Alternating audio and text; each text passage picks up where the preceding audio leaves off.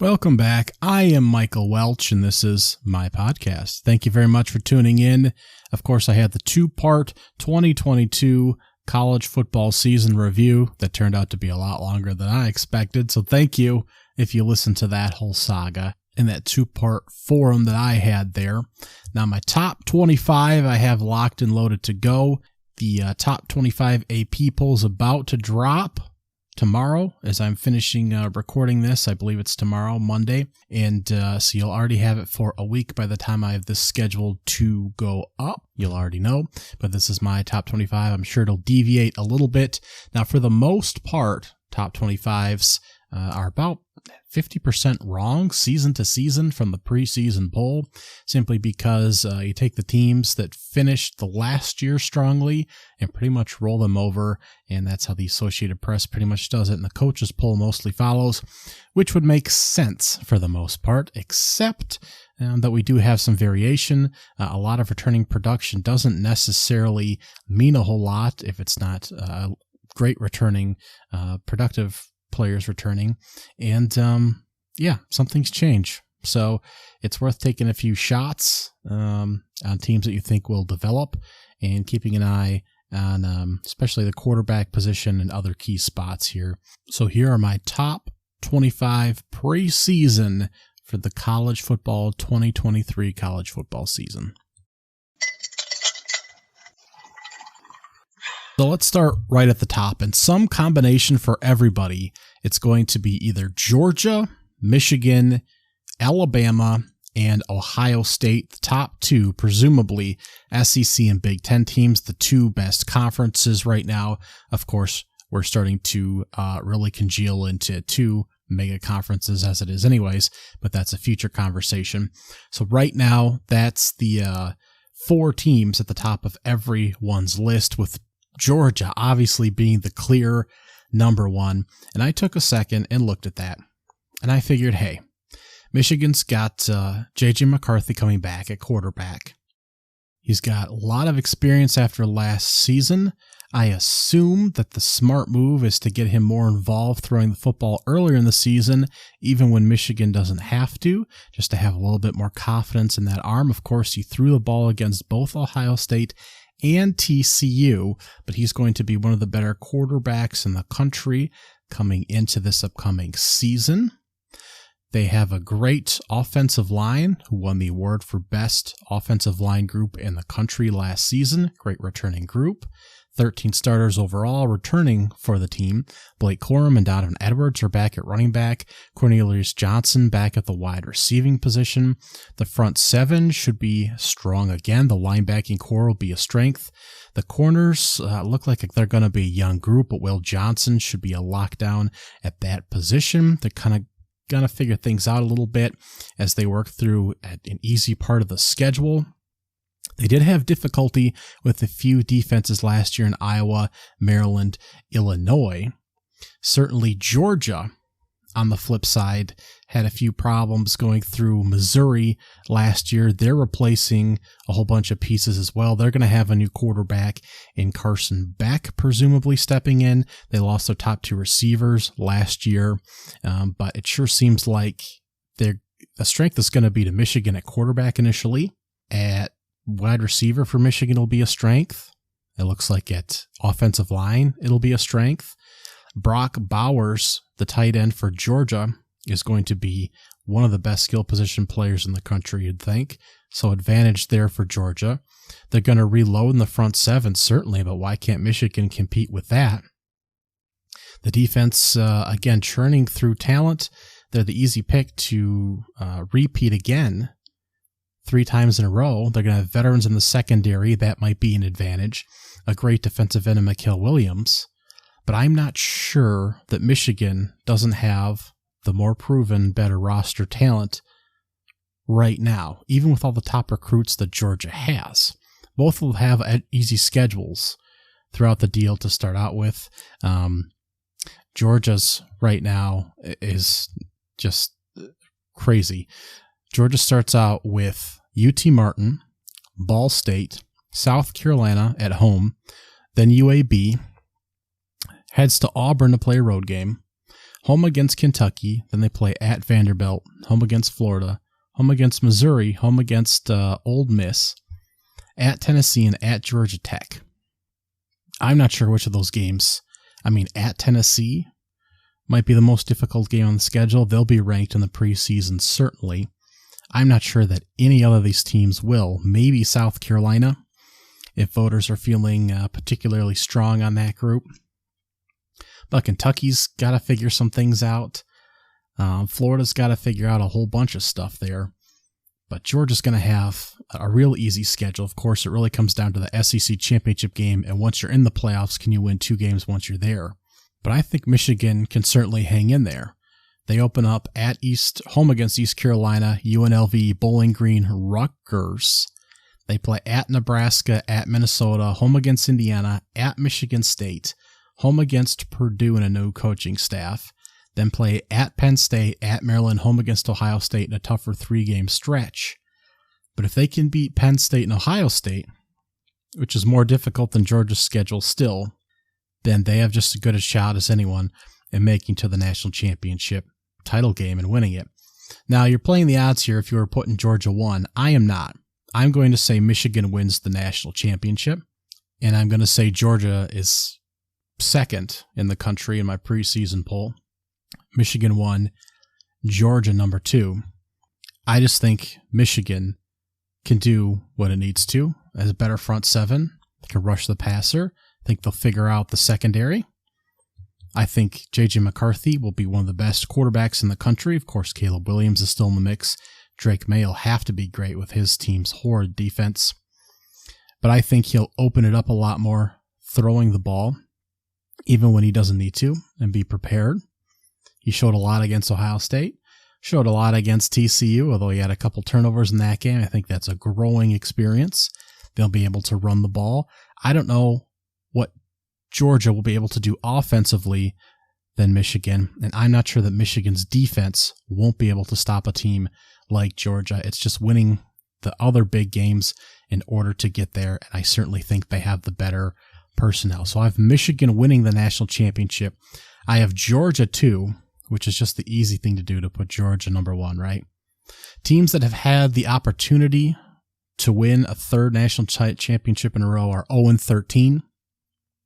Alabama had the last shot in 2013 and did not win there. That was the year Florida State won. USC in the Matt Leinart days lost to Texas. And, of course, that stat doesn't matter. It matters until it doesn't, right? Until a team does three-peat. But I'm going to say that Michigan is able to break through and do it this season. I have Michigan 1.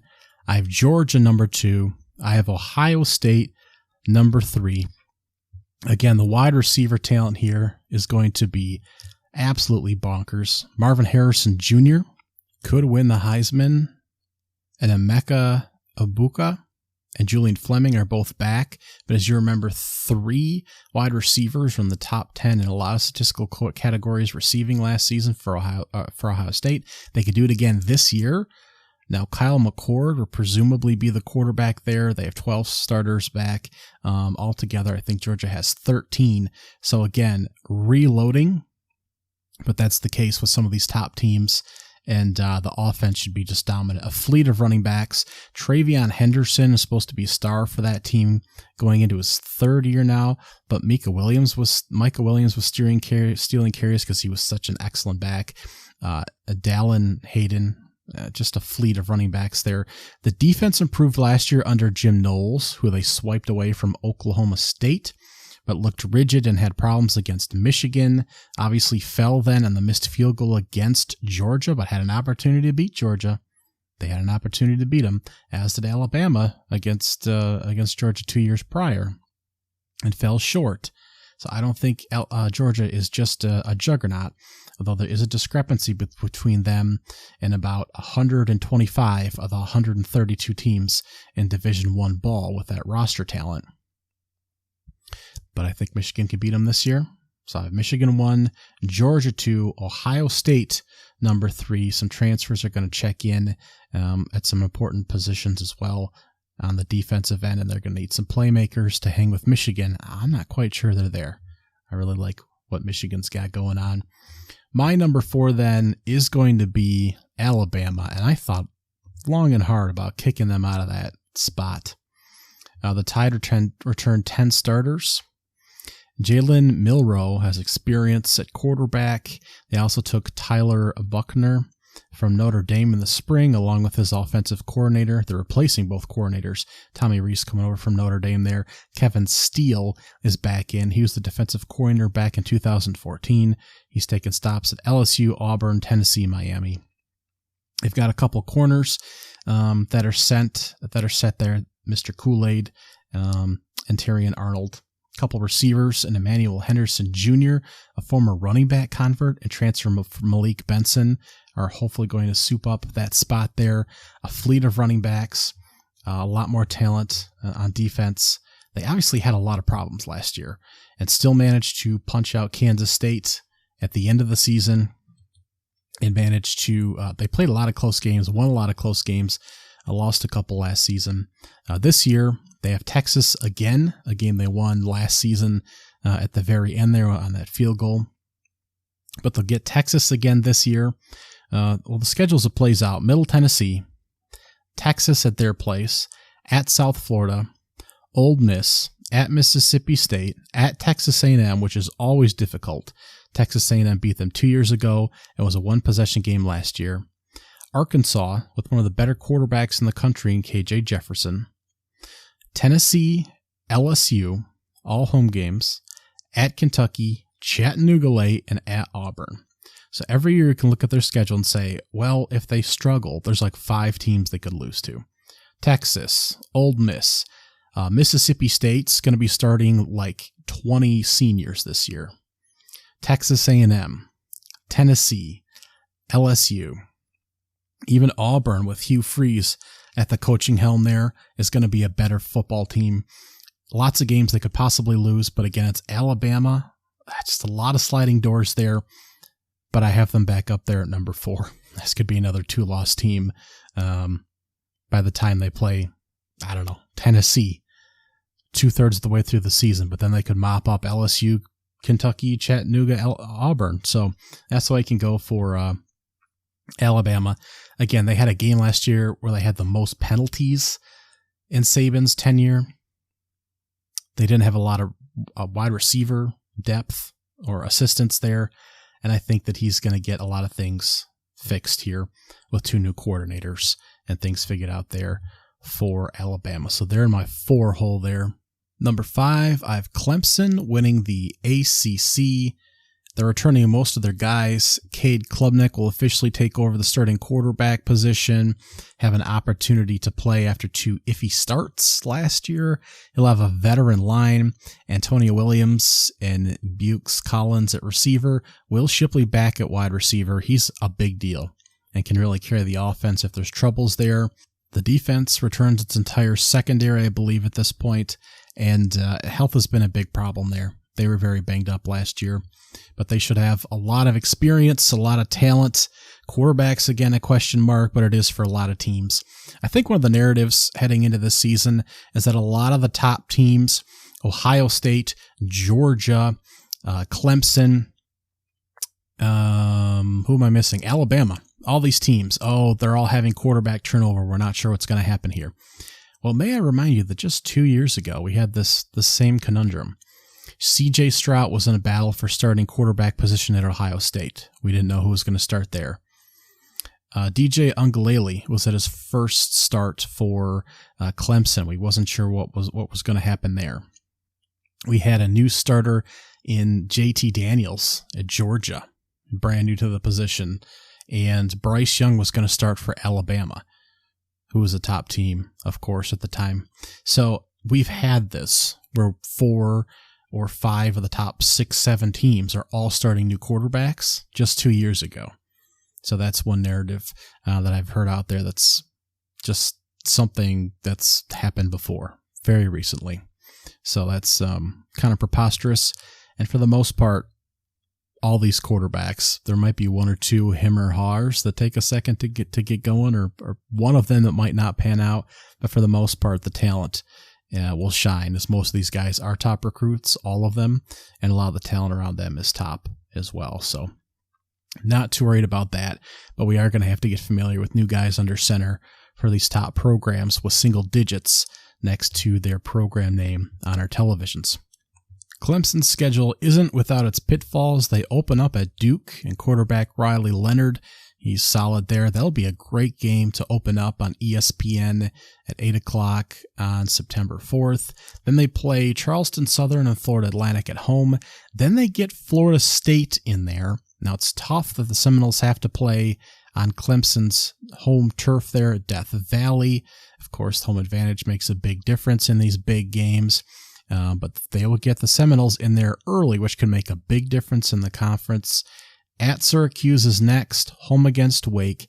At Miami, still figuring things out there. At NC State, that could be a solid group there. Brennan Armstrong, the former Virginia quarterback, transferring in there with a good defense. They get Notre Dame at home. They get Georgia Tech at home. They get NC State with trying to figure out the defense at home. Good quarterback there. And they end up playing at South Carolina to finish the season. Places for losses certainly. So this team could end up again a 3-loss squad and have struggles. But, it's possible the ACC is kind of like the Big 12. It could end up as well with like 3-loss teams. It's possible in the picture, but it's hard to see Clemson quite going that way. So if they don't, then they'll have some nice wins, I think, on the resume. After Clemson, at number 6, and this is going to be the Pac-12. I have Washington at number 6, and the Pac-12 is going to be wild, just like it was last year, where we had five programs with double-digit wins, all fighting at the end of the season. I've got Washington up there, returning the number 2 passer in the country, and Michael Penix. He's returning his top 3 receivers, I believe, unless someone who's entered the transfer portal. Penix had 4,600 yards passing, 31 touchdowns, 8 interceptions last year. Rome, Ordunzi, Jalen McMillan, Jalen Polk, all back at receivers. His top 2 tight ends are back. His offensive line's losing a few guys, so that could be problematic.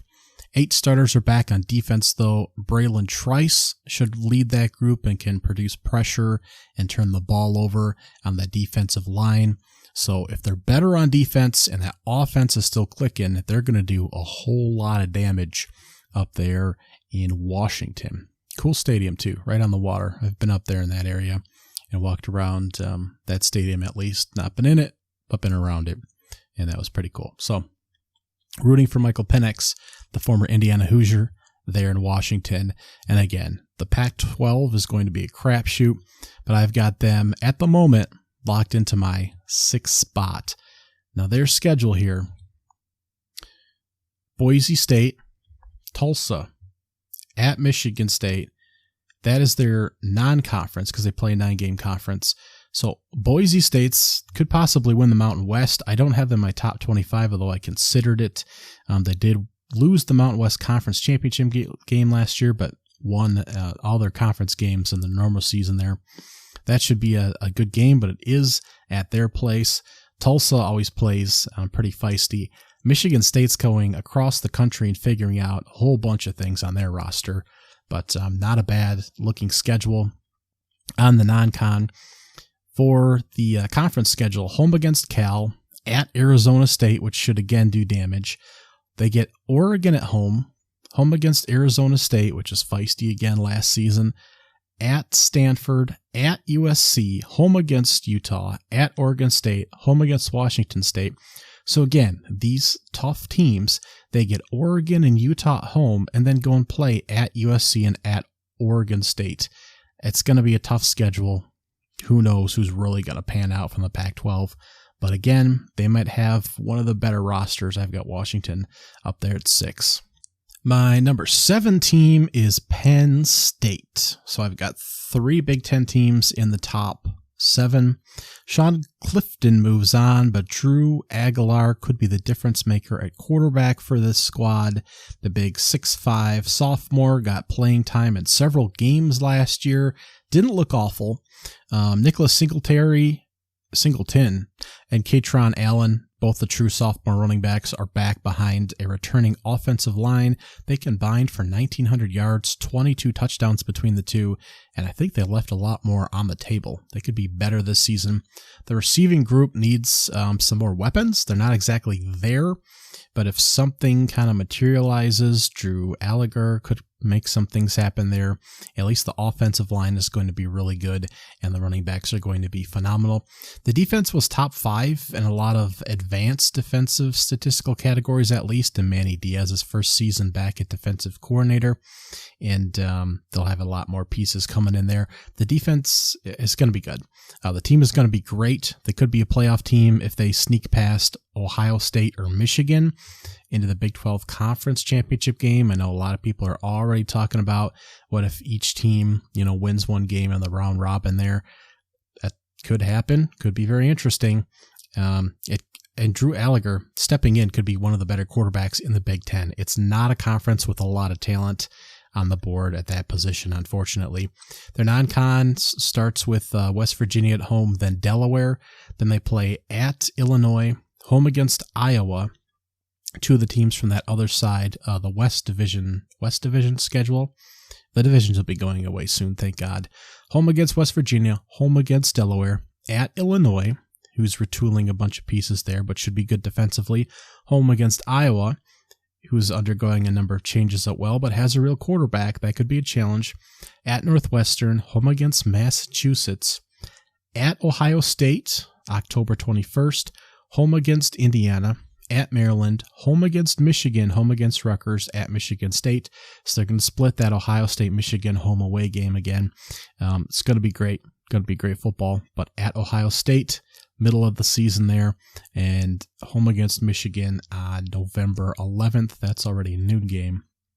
So keep an eye out for the Nittany Lions.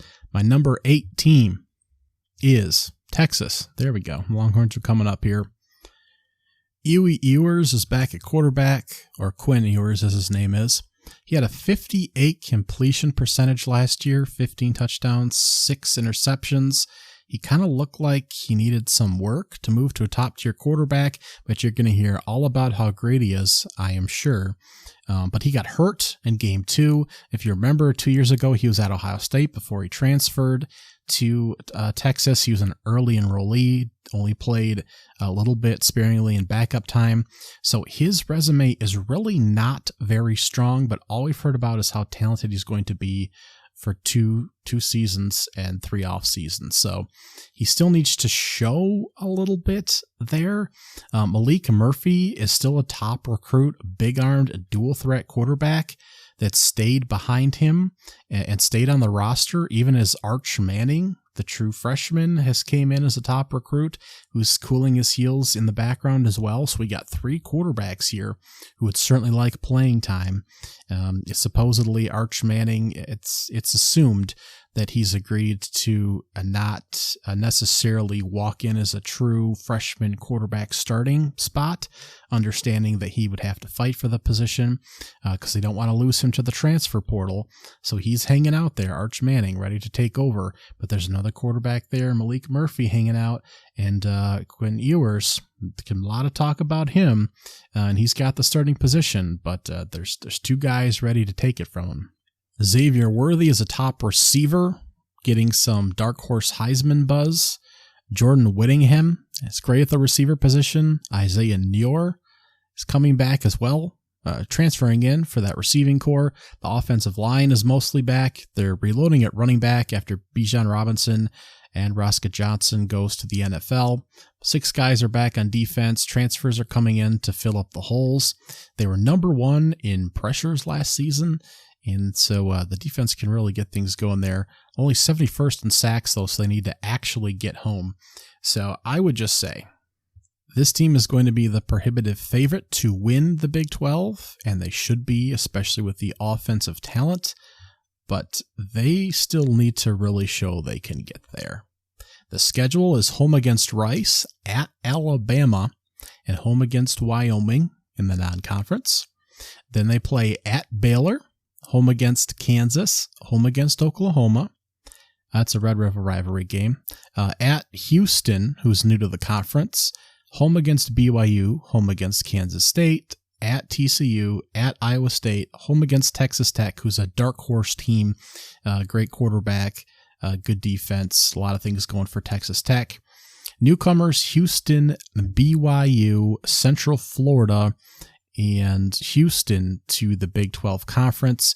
It just so happens all four teams are kind of going through their own phases of rebuilds and roster reconstructions this year.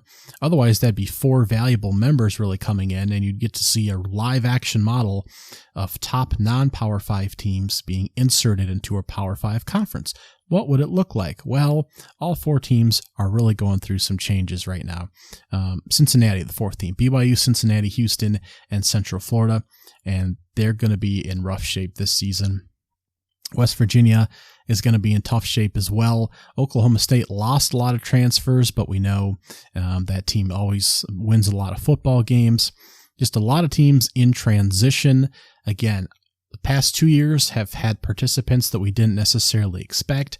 Last year it was Kansas State and TCU, two teams that were kind of picked as dark horses, and then the two dark horses were all of a sudden in the championship game. The year prior to that was Oklahoma State and Baylor, two teams that were not thought to be there. As a matter of fact, I think Baylor's picked last in the conference preseason that year, so we'll see what happens this season. But if Texas finally made it, that would probably be the biggest upset of all. Next up on the list, I have at my number 9 spot, the LSU Tigers, trying to make it to another SEC championship game. The difference this time is that they're going to play Alabama at their place. That's one of the key differences on the schedule. Now, Jaden Daniels is back at quarterback. 11 rushing touchdowns last year, 17 passing, 15 starters return overall on the roster here. I have money on him to win the Heisman at a super long shot. He's not a great passing quarterback. He's really just a great playmaker as a weapon. Malik Neighbors is a great receiver that's returning, and they have a number of weapons there. The front seven should be great again. Harold Perkins at linebacker, Michal Windigo on the defensive line, but they do have to go into the transfer portal to pull out a number of pieces to reload the secondary. So they do have questions. Can Jalen Daniels continue to produce at quarterback? Can the secondary stop a bunch of offensive weapons from opposing teams? Two big things going on, and they do have to play Alabama this time at their place. That's another big thing going on. They've got Florida State to open up with. Last year, of course, it came down to a blocked extra point, I should say, for Florida State. So LSU's got that game again. Then they've got Grambling. Then they play at Mississippi State, home against Arkansas, at Ole Miss, at Missouri, home against Auburn, home against Army, at Alabama, home against Florida, home against Georgia State, home against Texas A&M. Again, they play in the most difficult division, I would say, in football. Of course, you have the Big Ten, West or East, whatever it is, with Michigan, Michigan State, Penn State, Ohio State. You can make an argument for that division. But over here in the SEC West, we have Alabama, LSU, Texas A&M, Ole Miss, Arkansas, and Mississippi State. That is brutal. So they've got that slate with Alabama on the road. Again, Texas A&M with all those recruits hopefully coming to fruition at home. Florida State in the non-conference. Still have Army in the non-conference. Certainly winnable games. Possible losable ones too. I just can't quite see them getting over Alabama, so I have to stick them behind Alabama. Number 10, rounding out my top 10, I do have the USC Trojans, and I'd love to see Caleb Williams win another Heisman, and I'd love to see them win the title. Their leading sack spurt to Pulodo. We're going to go with that. 13.5 sacks last season, led the country in sacks. He is gone, and he was a very important part of the defense and caused a lot of pressure up front for them. They also led the country in turnovers, I believe, last season, or were very close up there, and that was a very important part of how they won games because the defense was not very good, and that's just a very volatile statistic to come out on the positive side of. So those are things that they're going to have to bridge. The defense only returns 5 starters, a lot of transfers in to fill those holes. They are one of the worst teams on special teams last year as well. Lincoln Riley doesn't believe in a special teams coach. That's just his thing. So it'd be nice to see a few improvements there overall. Now, Caleb Williams, 45 touchdowns, 5 interceptions last year, passing 4,500 yards, another 382 on the ground, 10 rushing touchdowns. Great offense. Mario Williams, Brendan Rice, Tijal Washington, all back. He'll be joined by 5-star freshmen on the receiving position. Arizona transfer Dorian Singer's back. The offensive line brings back 2 starters, so they got some new guys, new blood in there. They have great running backs. There'll be no problems on the offensive side of the ball. But even last season, they struggled to pull away from Arizona, California, several teams, and it was very difficult, even with the elite talent they had on the offensive side of the ball. Again, what will they be doing on the defensive end this year? Will they be losing on the edges, the fringes, on special teams, turnovers? It's very tough. They could be number 10. They could be number 20. They could have a lot of problems in a very good Pac-12 this season. Yes, in the schedule, San Jose State at home, Nevada at home, Stanford at home, at Arizona State, at Colorado, home against Arizona. They could win all those. Then they play at Notre Dame in the non-con, home against Utah, at Cal, home against Washington, at Oregon, home against UCLA. So the back 6 games of the schedule, Notre Dame, Utah, Washington, Oregon, UCLA, 3 of them at home, 2 of them on the road. That's going to be just an absolute slugfest, and a month window there from October 14th to November 18th. Just a brutal back end of the schedule, but you're going to be watching all the Trojan games there at the end of the year. So, okay, next up on my list here, we're going to move just a touch faster. Florida State is number 11. The Seminoles return their top quarterback, Jordan Travis. Again, they lost 3 games in the middle of the year last season, and other than that, this was a pretty stellar football team. The defense was a little bit questionable at times, and it could be a little bit questionable this year. 15 starters are back altogether, though. The front 7 should be top-notch, and those are the strengths. Front 7, quarterback. Schedule for Florida State. Going to be a little bit difficult to navigate here. LSU, Southern Methodist, at Boston College, at Clemson, Virginia Tech, Syracuse, and Duke at home. Feisty Duke team again. At Wake Forest and at Pitt. You never know with those two. Home against Miami. Home against Northern somebody. Some Division II team. North Alabama. Sorry, I didn't even have that in my notes. North Alabama. And then at Gainesville, Florida in the last game of the season. So they're still going to win plenty of games, presumably. They could have problems with that defense, back into that defense, the offensive line maybe, but they should be very interesting. They have some interesting games on here, but that's Florida State in at the 11 hole. Number 12 is Wisconsin. If for no other reason than you trust Luke Fickell coming over from Cincinnati, taking over the Wisconsin job, and you trust that the schedule is not particularly difficult. Only half the starters are being replaced. Tanner Mordecai is transferring from SMU over to Wisconsin here. And he's actually going to be like one of the 5 best quarterbacks in the Big Ten. It is horrific. We don't even know how he's fully going to work moving to a better conference, certainly playing really good defenses in his division in Illinois and Wisconsin and Minnesota. But he's going to be one of the best quarterbacks in the league. The quarterbacks are atrocious. He's a 4-year starter or 5-year starter at this point. He's taking over for Graham Mertz, whose best game of his career came 3 years ago. He transferred out to Florida. He's gone. Mordecai, 33 touchdowns last season, 72 over the past 2 years. Brandon Allen in at running back, over 1,200 yards and 11 touchdowns last year. Is going to be the key playmaker. Phil Longo, the offensive coordinator, is coming from North Carolina. He's going to put in an up-tempo air raid system. That doesn't mean throwing the ball all over the place. That simply means you're going to play spread out wide receivers more often and a little more space, open up the box when handing the ball off. So be more interesting to see. Be an interesting quarterback, a nice running back, be a fun offense, I think. You trust Lou Fickell. The offense will be good again, although it doesn't seem to have quite the big names. Mike Tressel stated that he's bringing his top passing defense to Wisconsin's top run defense. So that's the meld that they're hoping to bring here. Wisconsin's schedule: home against Buffalo, at Washington State, who surprisingly beat them at home last year, home against Georgia Southern, at Purdue, home against Rutgers, home against Iowa, at Illinois, home against Ohio State. That's the only for sure loss you see on the schedule, and that's at their place. At Indiana, home against Northwestern, home against Nebraska, at Minnesota.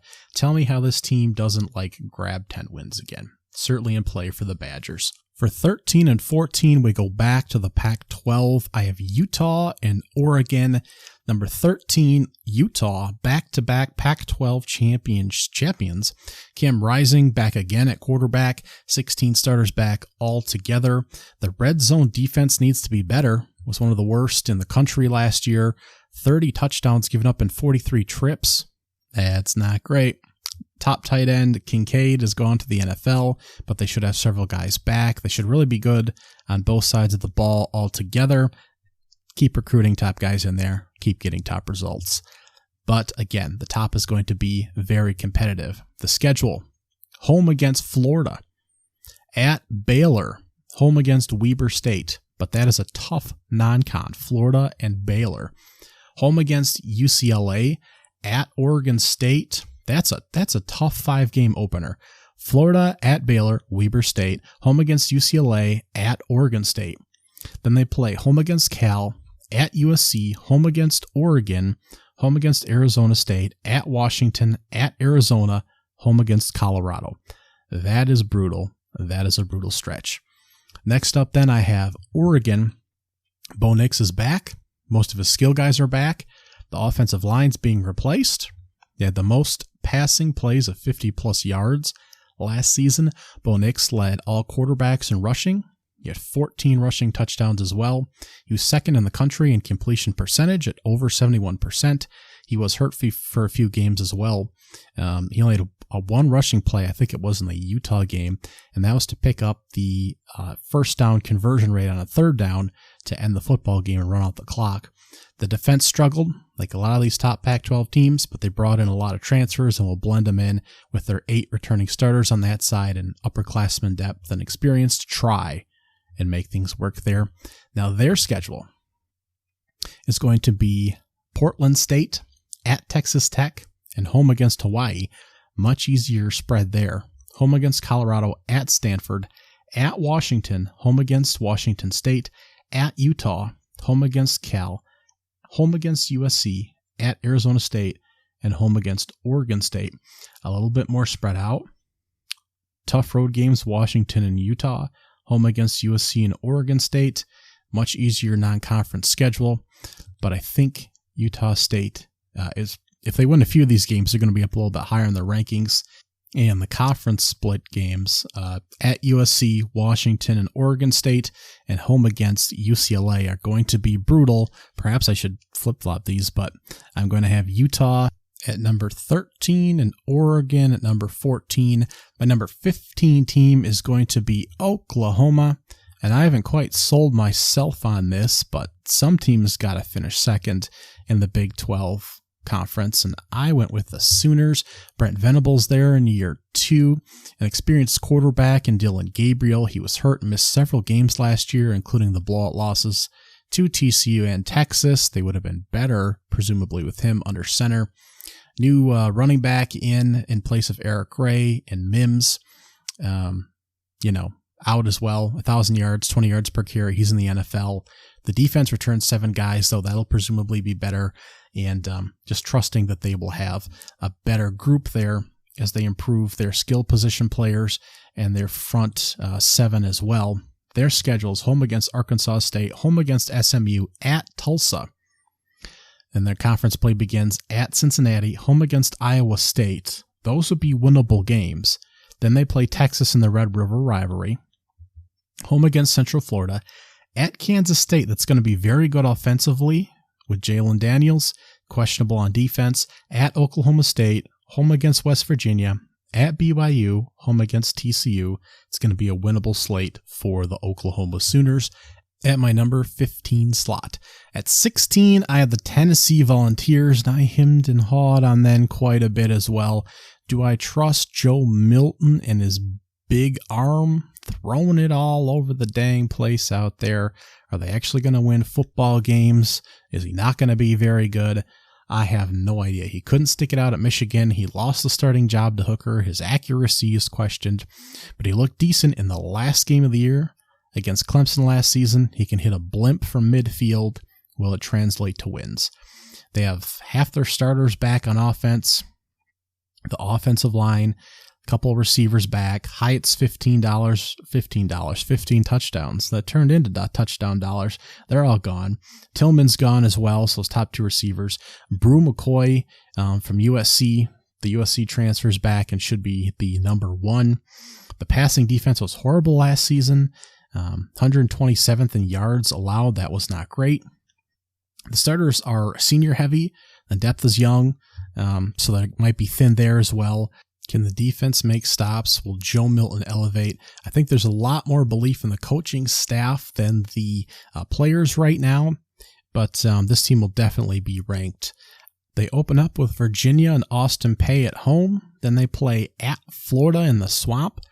Then they get UTSA at home, a very good offensively powered Frank Harris at quarterback-led Roadrunners team that's going to be very good. Home against South Carolina, which is a tough pull from the other division.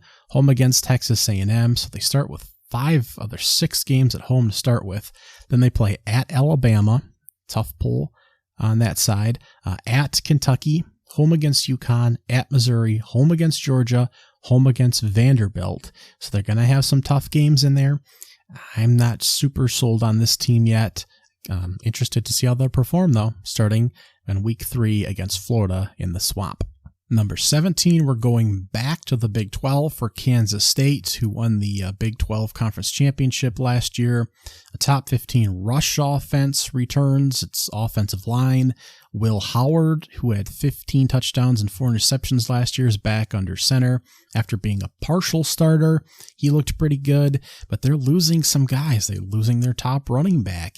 They're losing and Deuce Vaughn. They're losing their defensive end and Felix Uzmanzah, who was a top guy. 5 starters are back on defense, about 14 overall, but their top pass rushing guy, their top rusher of their own, one of their part-time quarterbacks is gone, and again, a lot of volatility in the Big 12.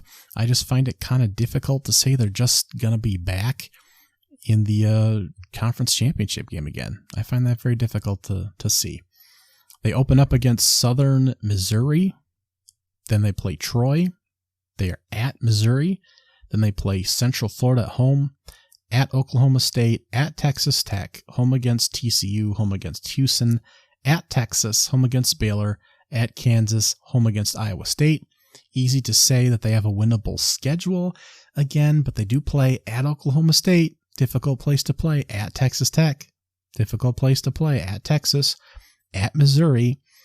Troy's not the easiest to welcome in. TCU, a couple interesting games here in the mix for the Wildcats, but I do have them plugged in right now to my number 17.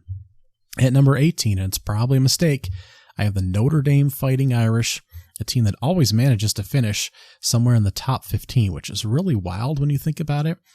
They don't always play the top teams in the country, but they usually play a pretty decent schedule, and this year things are going to get really twisted for them. They lose their offensive coordinator. They lose their quarterback last second. I think Drew Payne is going to be the starter. Again, running back should be solid. Offensive line, second year under Freeman. Defense should be good. Not a whole lot to say. That's super exciting. They lose their top tight end, and Michael Myers, he has gone off to the NFL, so that's a little scary, as they love their tight ends there at Notre Dame, of course. But the conference schedule is going to be, I shouldn't say conference schedule, their schedule is going to be a little difficult this year. They open up against Navy and Ireland in week 0, so we'll see that very soon here. Then they've got Tennessee State before playing at NC State. That's a sneaky team. Home against Central Michigan, home against Ohio State, at Duke, at Louisville, home against USC, home against Pittsburgh, at Clemson, home against Wake Forest, at Stanford. Now, not all of these ACC teams in particular will hold strong, but Ohio State, Clemson, and USC are going to be difficult. Duke could be very good. Louisville, you never know with Wake Forest and Pitt, as I was saying earlier. Navy's always a trick, especially overseas. NC State could be tricky. I definitely don't think this is a pencil down another 10-win year for the Notre Dame Fighting Irish for me. Personally, I stuck them at the number 18 spot.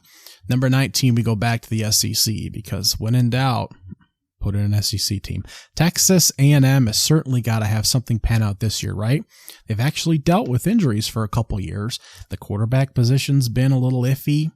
The recruits have been coming in, but they've been young. 12 starters are back. Connor Wingman was the best quarterback out of the 3 that played last year. He had 8 touchdowns, 0 picks, and 4 starts. He was a top recruit. Should be good, right? Should be good to go there. Bobby Petrino's in to coordinate the offense. The run defense was one of the worst in the country, but again, a historic recruiting class last year. Some of the guys have to pan out, specifically on that defensive line. Quite frankly, they've been churning through so many guys last year between injuries. Some of the depth transferred out, but not a lot of the top guys. They're still there. Just a lot of moving pieces in and out to decide who's going to start. And if I read any off to you, you wouldn't necessarily know them because a lot of us stopped watching them halfway through the season. But the point is, they have a lot of talent there all over the place. And expecting them not to win some games would just be foolish. Their schedule lines up like this: home against New Mexico, at Miami, that'll be good, home against Louisiana, home against Auburn, home against Arkansas, home against Alabama. That will be excellent. And they get 5 of their first 6 at home. At Tennessee, home against South Carolina. At Mississippi, home against Ole Miss. At, Abilene Christie. That's a home game. That late season cupcake. And at LSU to end the season. So again, away games: Miami, Tennessee, Mississippi, LSU. Those are their away games. Arkansas is actually neutral site, but only 4 true away games. They may have found a real quarterback. Again, tons of top recruiting talent in there. A new offensive play caller. Things have got to go right for the Aggies. They're going to be must-watch television with at least one challenging non-conference game on the slate. And, of course, playing in one of the most difficult divisions in college football. Number 20, I have Iowa, because they can play defense and they may have a real quarterback. Cade McNamara's plugging in from Michigan, the transfer coming over. Petrus only had 5 touchdowns and 5 picks last season. That is it, the starting quarterback. They were bottom 10 in every offensive statistical category, averaged 17.7 points per game. So adding Brian Fernand's contract to say that he needs to score 25 points per game and win at least 7 games could be a big deal. Just adding about 8 points to the average there. Cade could make a big difference. They did lose Jack Campbell and some big losses on defense, but they could actually be a better football team, and their schedule is just not very difficult. They play Utah State to open the season, at Iowa State, home against Western Michigan. At Penn State will be difficult, home against Michigan State and Purdue. At Wisconsin, home against Minnesota, Northwestern, Rutgers, Illinois, and at Nebraska. This team is penciled in for a floor of 8 wins. It just shouldn't be that difficult. Number 21, I go back to the Pac-12 and Oregon State.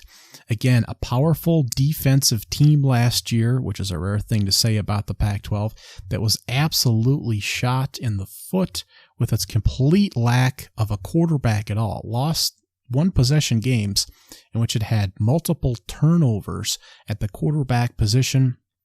DJ Uiagalelei transfers in from Clemson and should be an immediate upgrade to the position, even if you doubt some of the abilities he had after his Clemson performances. He can run with the ball, he can throw the ball a bit, and he complained that Clemson was holding him back. So we will see.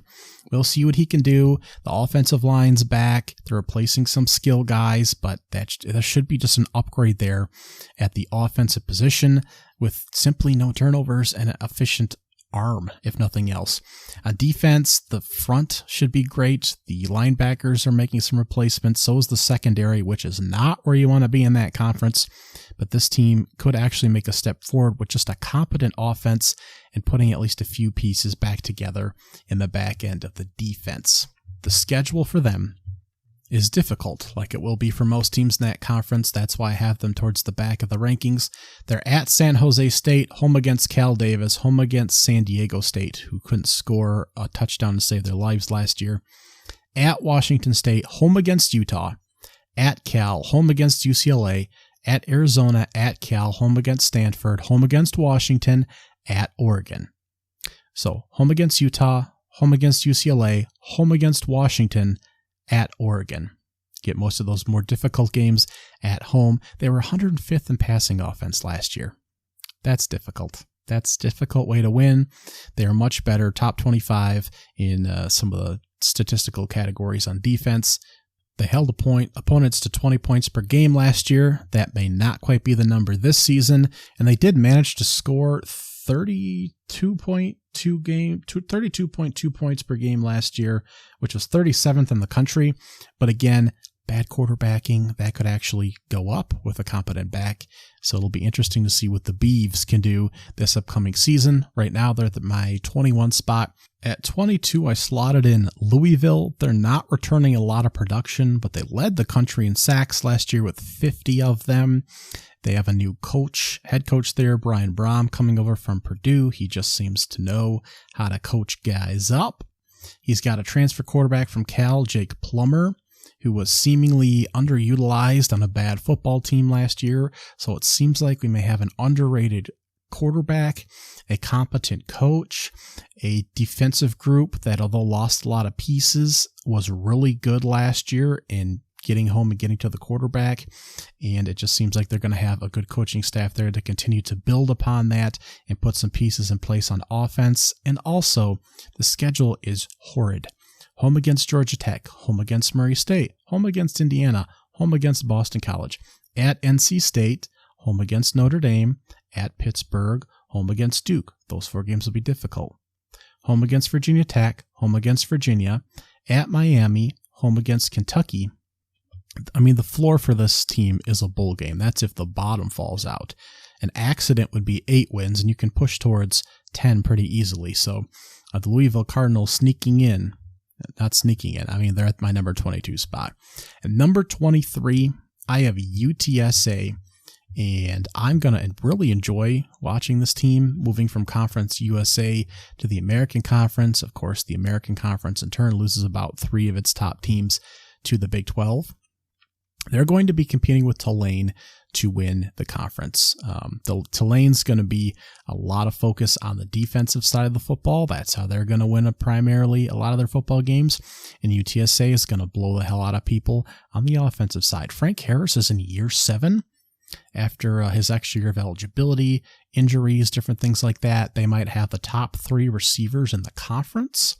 And they now have experience on defense after last year where that was a bit of a liability, particularly in the secondary. And it's going to be a really, really, really good football team.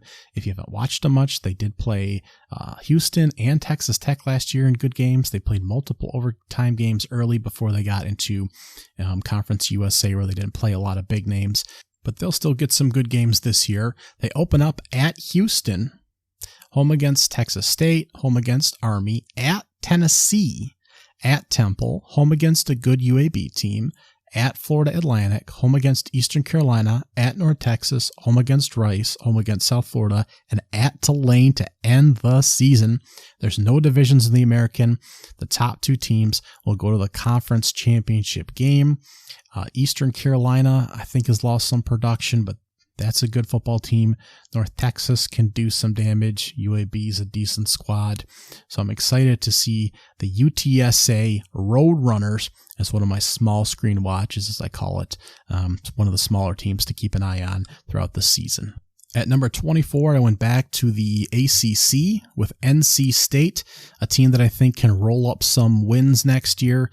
Devin Leary moved on to Kentucky. He transferred over there. Brennan Armstrong transferred from Virginia into NC State. I don't know what happened to NC State last year. I think they had some injuries, but the offense was just horrific, and it was supposed to be a good ball team. It was just a tough watch. Brennan Armstrong on a bad Virginia team. He was also supposed to be decent last year. The ACC had a number of what were supposed to be good quarterbacks last year on like bad teams that were not fun to watch. Hopefully Brennan Armstrong moving to NC State will be fun to watch. He had 10 rushing touchdowns last year, so he can move a bit as well. 10 starters back overall on this team, so they are replacing some stuff. They are hard to beat at home. The linebacking core should be good again. And the road schedule isn't terribly awful. They play at Connecticut to open the season.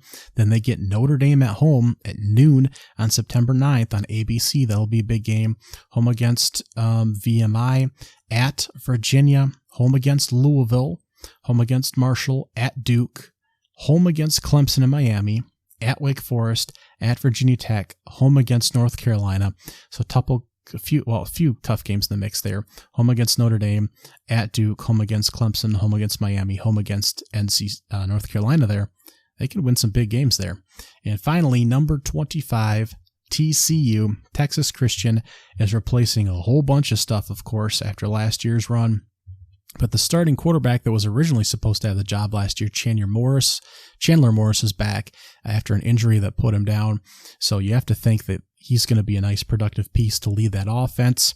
Of course, Sonny Dykes recruiting again. Great with quarterbacks. Great with what he did at SMU before coming over. Only the tackles and wide receiver Savannah Williams, I think, are technically the returning offensive pieces. A lot of guys mixed in and got playing time, though, as well last year. They're going to be upperclassmen heavy. 6 starters back on defense, I believe, is what the official number is. Although, depending on where you look, that's a little different, depending on how much playing time guys got.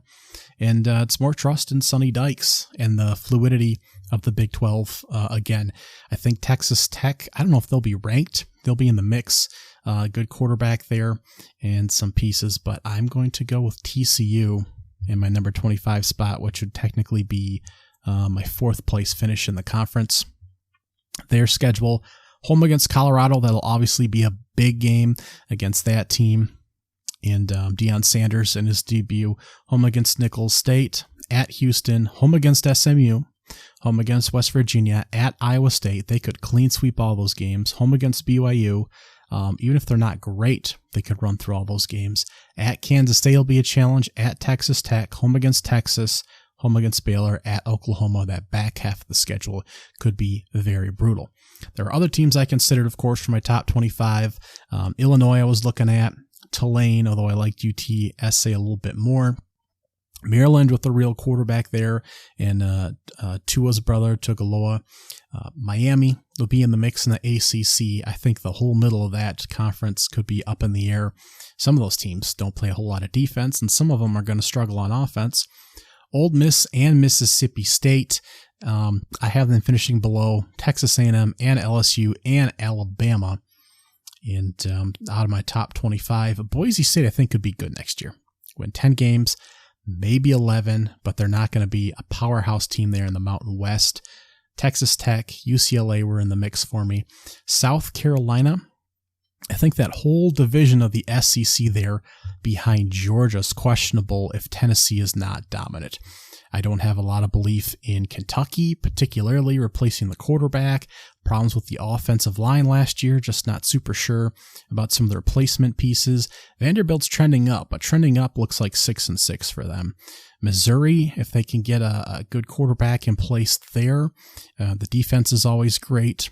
So Florida, still moving around a number of different pieces.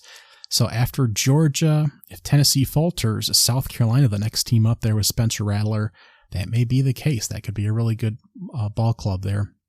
And North Carolina, it pains my heart that I can't put North Carolina up there.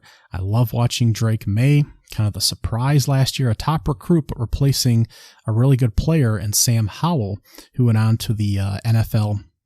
And of course, his last year at North Carolina fell apart as well. When a bunch of his skill positions went to the NFL, he struggled with the offensive talent around him. And again, the defense, every single year there under Mac Brown, just absolutely horrific. Just a car crash.